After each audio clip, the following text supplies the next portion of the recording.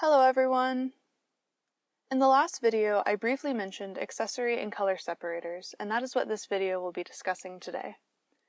Accessory and color separators are found under the menu bar, then Setup, and then Vocabulary.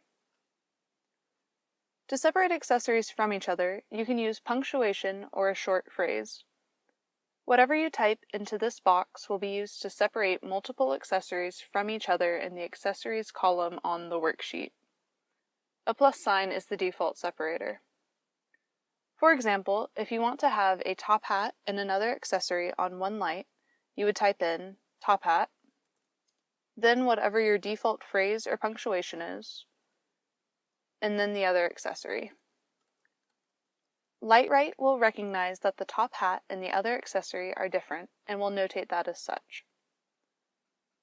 When changing the default for counting items individually, you can only change it to another punctuation mark. The default notation is a comma. When you count items individually, you are making it clear to Lightwright that the different items are put into the same unit, but not necessarily at the same time.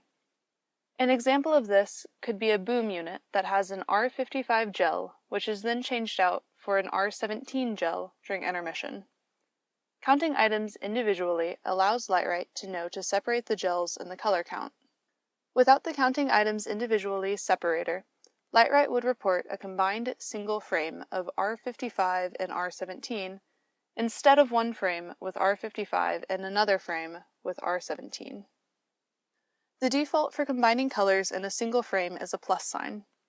When two gels are notated with whatever punctuation you enter into the box for the default combined color separator, Lightwright knows that the two gels are in the same frame, however, will count two cuts of each color.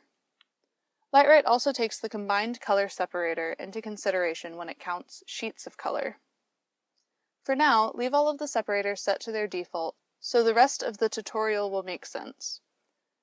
Either write the defaults down or remember them, since they will be important as we work through the tutorial. After you have learned how the different functions in vocabulary work, you can always come back to the vocabulary window and change the defaults to suit your needs. These default words and phrases are saved and stored whenever Lightwright starts, so you don't need to set them up every time you start a new show. They are also saved in every show file. If you open up a show file with vocabulary different than what is currently in your show file, Lightwright will alert you so that you know that different phrases are used.